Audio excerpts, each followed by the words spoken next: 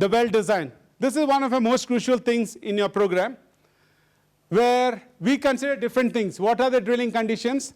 And I would not spend much time on actual theoretical, but I would like to show you all some things that actually happened in practical. So here you go. I'll show you something. I'm slipping. OK, here. Now, this picture will probably show you all why it means well design is very important. I don't know whether it's very clear from there. What you see there is a well head. This actually is one of the wells that was drilled in Turkey. What happened here is,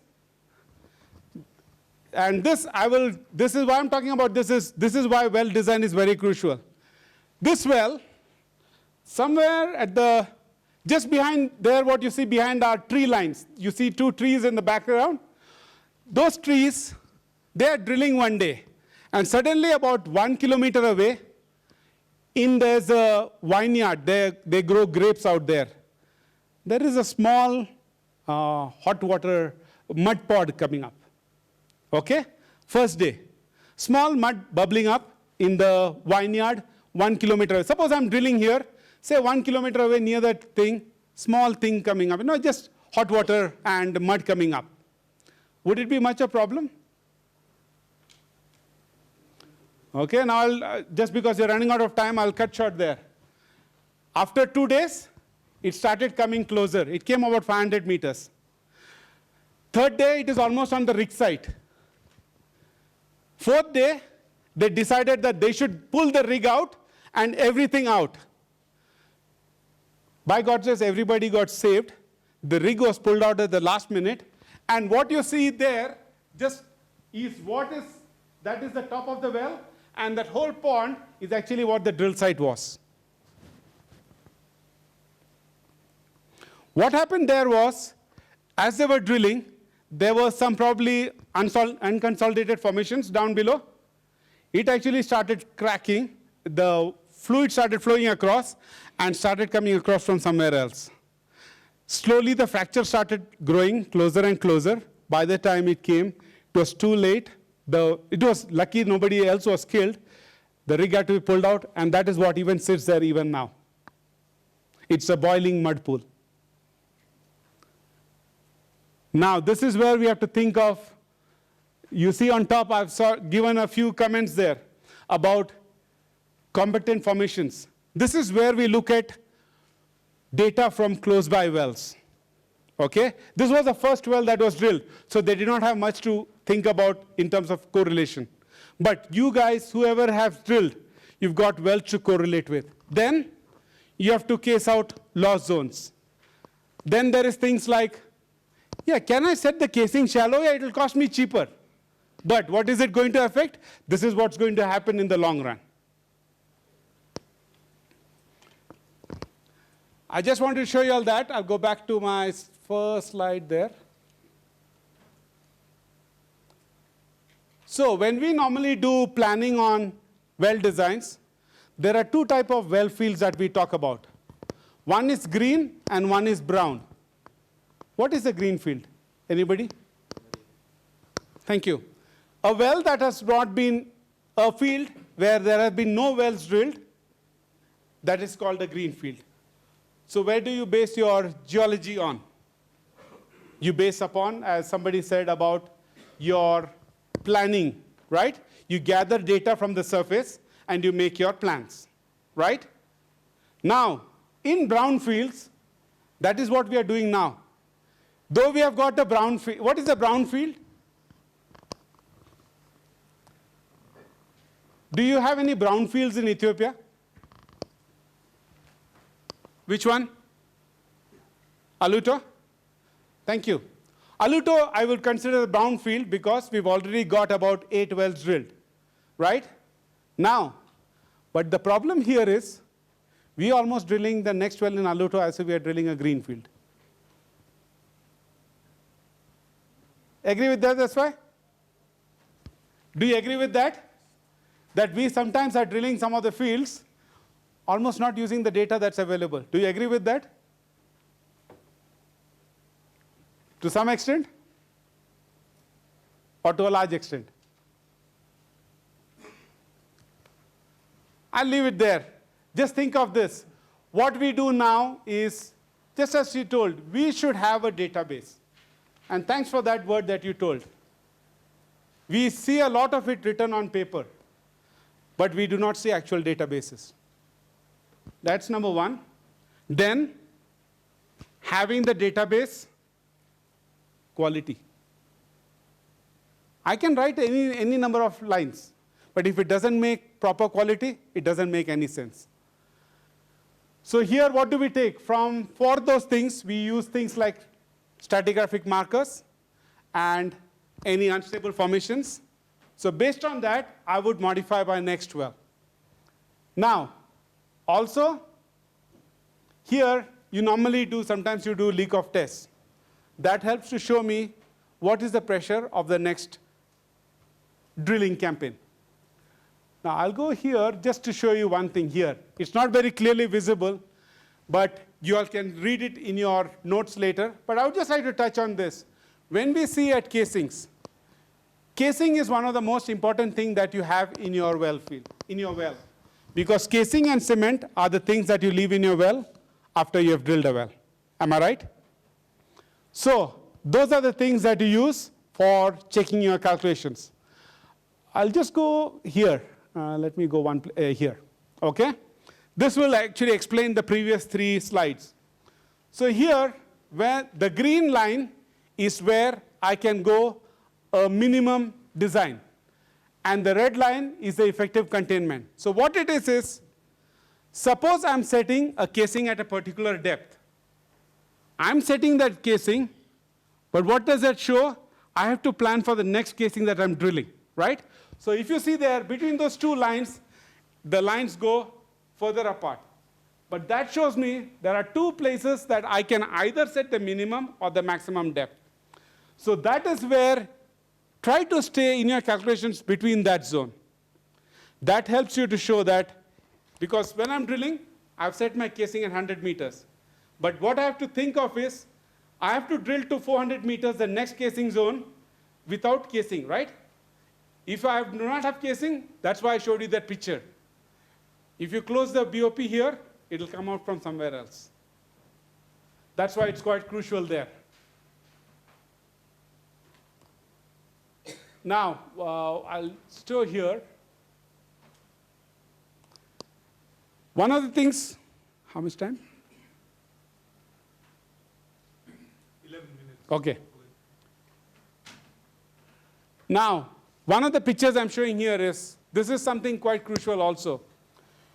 What you see, what else do you leave on the well after you finish drilling? The wellhead. Thank you. The wellhead is your most crucial thing on your well, because that is the one that acts as the valve between the steam that's coming to surface and the one that's going to your power plant. If your wellheads, you can find cheap wellheads and you can find proper quality wellheads. One of the things also is, Gordon just showed you those pictures. I can almost show you some of the you can go back to your wells, go and see some of those wellheads. You find a few nuts and bolts missing. Then you sometimes find that the side valves, normally on the side valves, we've got pressure gauges. Am I right, the reservoir engineer? Are they always working?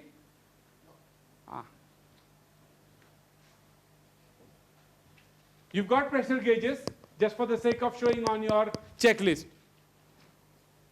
This is again something to be checked in. When you have pressure gauges, make sure the pressure gauges are in a working condition. They're showing you the pressure. You know what happens if that does not work? And if somebody goes and cracks that valve open? I've seen this happen, or I've not myself seen it, but I've heard of things happening, where there is a valve like this on the right side. The valve is showing 0 pressure. So somebody said, it's 0. He went and cracked that valve open. The third crack, it seems the valve blew off, and it actually pierced him and went through him. Now, if you all do not have an understanding of pressure, that happens on a rig site. How much of pressure is there in your bicycle tire? 65 RPM. Right. Now that, and you have heard it bursting sometimes, right? It creates a small noise. Now imagine if it's 6,500 psi. And now if you want to know the extent of what water can do, I never knew this before. I was dealing with somebody who dealt with wellheads and blowout prevention. When there was one of the deepest well blowouts, the wellhead was sitting, so they had to actually, that was that first picture that I showed you all. So they had to actually literally get the wellhead out, and they had to put a new wellhead. You know what they used? This was actually happened in India. They used high pressure water jet mixed with a little bit of sand, and that gave a clean face, as clean as it could cut, so that they could put a second cap on top of it to contain pressure. So that is what water at high pressure can do. Please do not take high pressure very jokingly.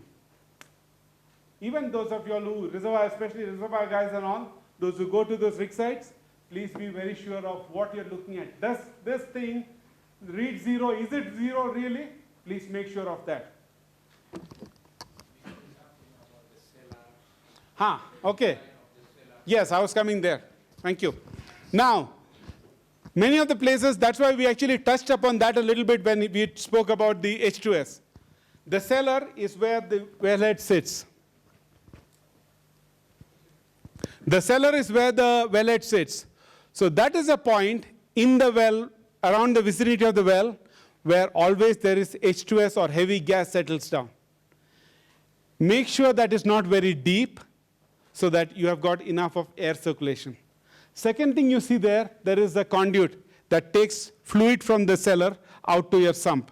Because if you do not do that, many times when you're doing cementing, you see a lot of cement coming to the cellar. You have seen that, right? And it sits around there, and then you are hitting with things. You have done that, right? What is another option to do that? Just fixing a conduit. Right. Suppose cement comes to your cellar, and you have seen that you have had to hit it with chips to remove the cement out, right? You try to use sugar, put it in the, this is an old driller's trick he has taught me. I didn't know that. We were pumping cement, and he told me, Sam, go to the canteen and get some sugar, 1 kg of sugar. You try to throw sugar in the cement, it will never set. You can actually wash the cement away. These are what old man's tricks that I have been taught, and it has worked well. So just throw sugar into the cement, it will never set. And you can then wash it away. Then, one of the things also with the cellar, I'll come to a picture later. You know, in the cellar, normally, what do you fix? Do you fix anything in the cellar? No. Any other things? So we were talking of H2S. How will you detect H2S in the cellar? When you are drilling in your cellar, do you have any sensors? Yeah. Where is it? Personal. So you are always going to be sitting there with the personal and trying to, then how will you detect it? What should you have there? You should actually have a monitoring sensor there, so that even if you are not there, it is still able to detect. Now let's come to the code of practices. In this book, it says very clearly, if you do not have that sensor, you will not be allowed to drill in future. Let me tell you that. Now comes the fun part of it. This book is there. Now it comes that in future, when you will have to start drilling, you will have to have sensors that are monitoring you at any given time, including a windsock. What is a windsock? You know a windsock? There's a long thing that you see on the airport, a long green one. Huh? Yes, what do you need? Do you need that on the rig side?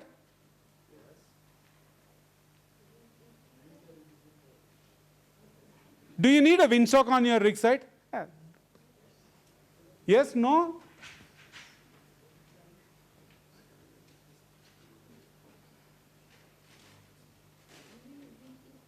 Yeah. For what? For the express, we use the wind, the direction of the wind. Huh? When it is an express coming up, Huh? we go to the other direction because the wind direction we take just to go the opposite direction. Which rig is this?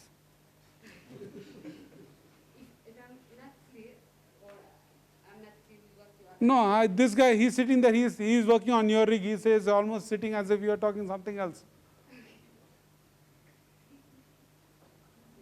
Hey, anybody, I don't know what she's talking. Anybody like what she's telling? She said there should be a wind indicator on your rig, should go with the...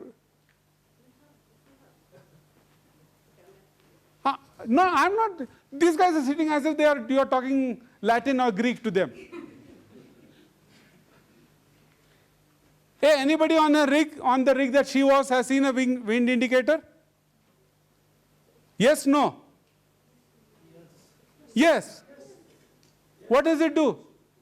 For safety, yes, somewhere happen. When it is to come, Huh?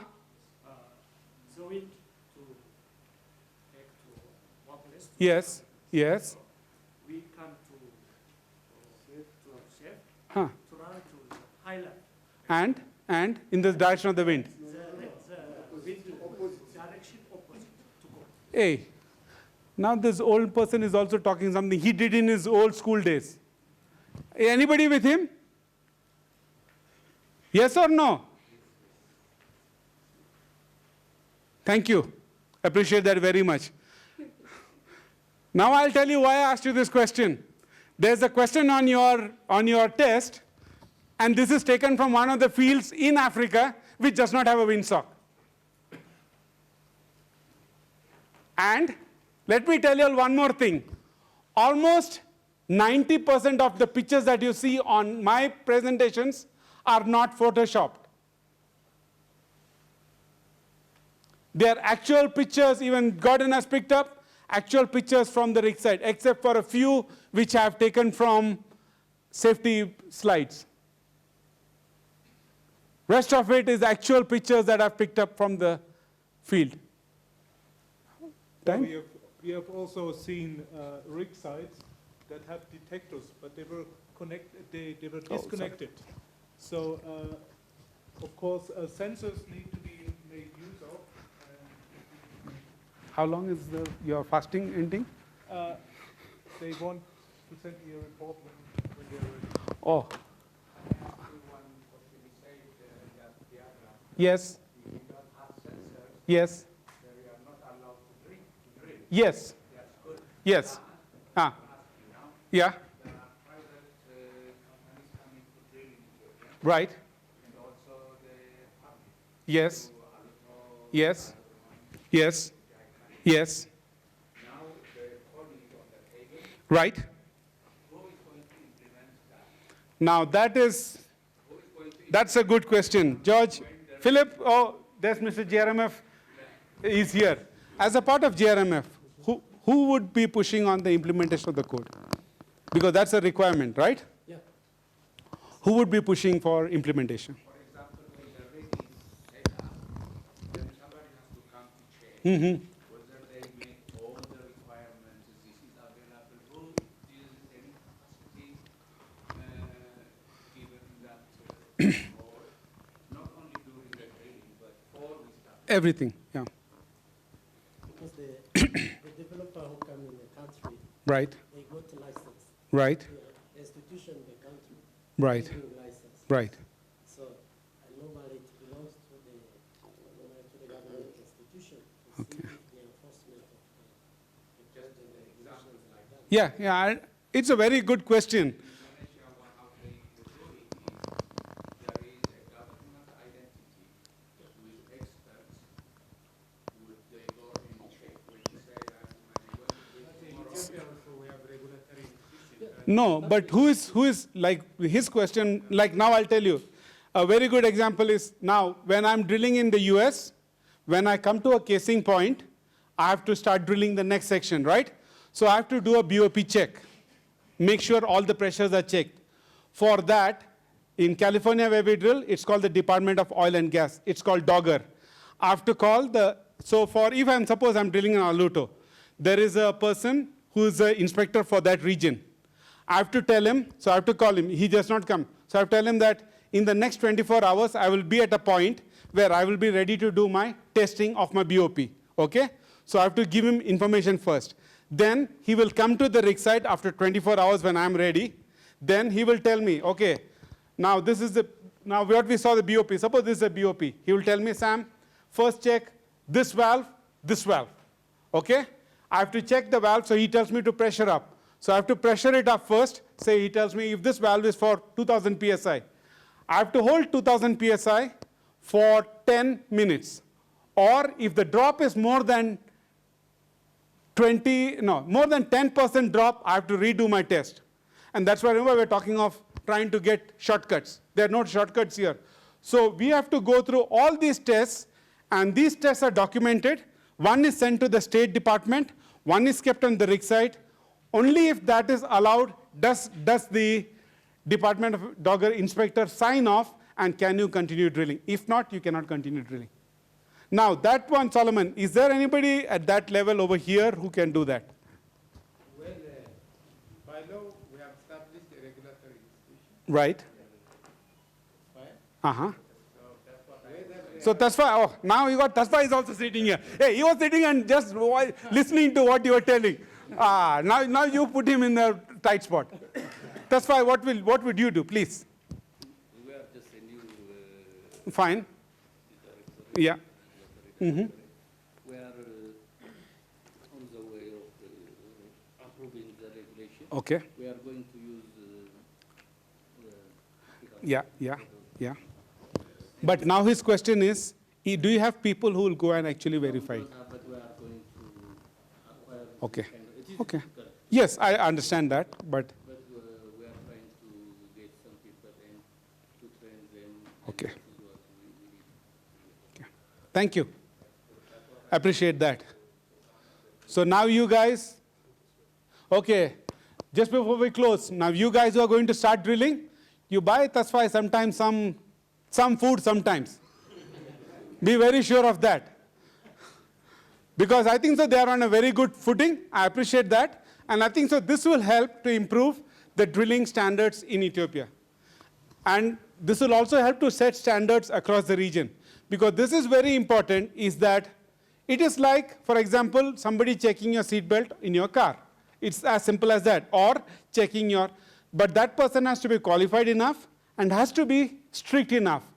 There is no giving, no brown packet going underneath. Be very sure of that. Because that is what will happen, and that will cost somebody's life. Life, equipment, and environment.